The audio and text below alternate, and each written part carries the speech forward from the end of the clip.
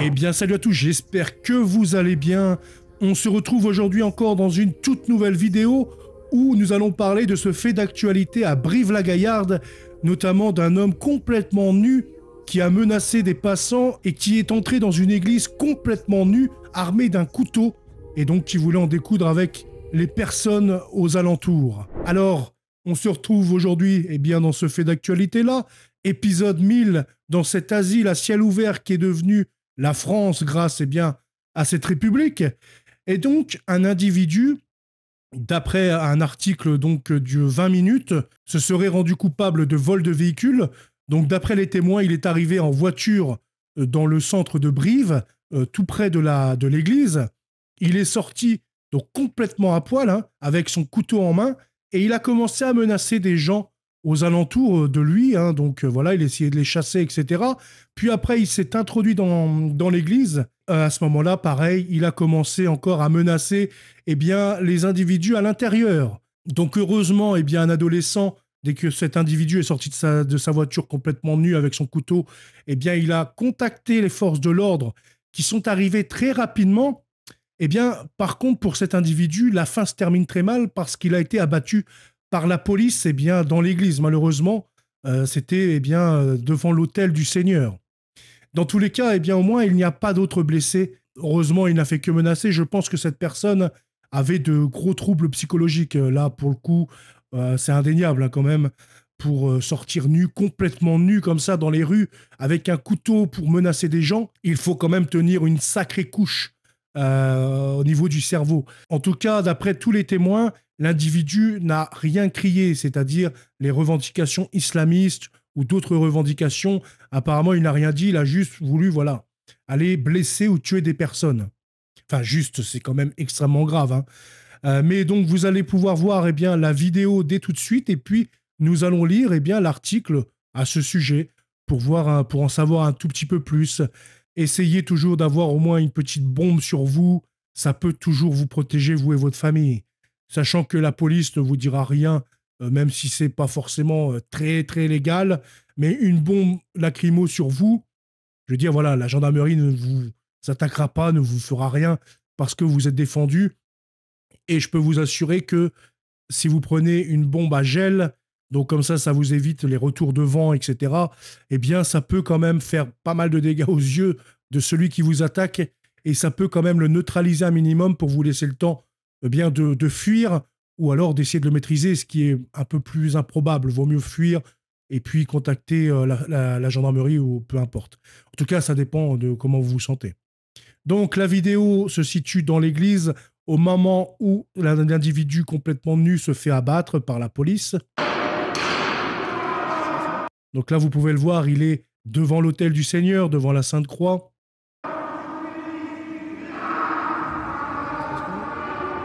Donc au début, ils ont essayé de le taser, comme vous pouvez le voir, là, ils ont mis quelques coups de taser, ça ne fonctionnait pas. Et puis, donc là, c'est la fin, il n'y a que ça, il n'y a pas les autres extraits, je n'ai pas trouvé. En tout cas, le coup de taser n'a pas fonctionné. Donc l'individu s'est relevé, et puis il a commencé à venir sur les policiers avec son couteau très menaçant. Les policiers ont dû donc l'abattre, tout simplement. Voilà. J'estime que c'est proportionnel, c'est de la légitime défense. L'individu refuse de lâcher son couteau, refuse d'obéir aux sommations des gendarmes et des policiers. De facto, il mérite 3 balles dans le buffet. Excusez-moi, c'est comme ça. Là, l'homme est menaçant, il menace les fidèles catholiques, il menace les passants à l'extérieur de l'église avec un couteau. Donc, quand on cherche, on trouve. Et voilà. Le problème, c'est que les policiers devront répondre du fait d'avoir tiré sur l'individu, etc. C'est encore des procédures et du pognon qui est dépensé pour des trucs, ça s'est bien terminé. Il n'y a eu que lui qui est décédé, il a joué, il a perdu. En tout cas, nous allons lire maintenant 20 minutes qui a couvert l'information. Brive, un homme nu armé d'un couteau abattu par les policiers dans une église.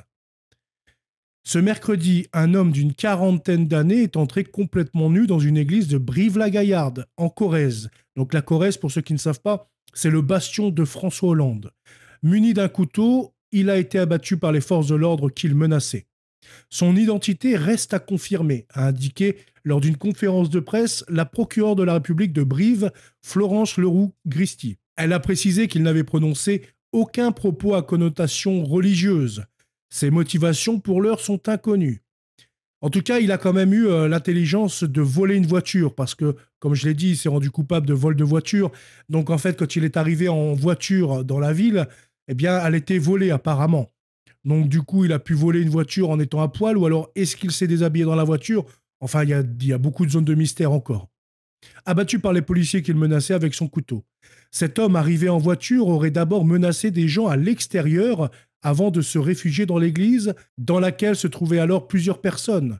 Il se serait donné plusieurs coups de couteau, donc il s'est automutilé également. Les policiers sont intervenus pour tenter de l'interpeller.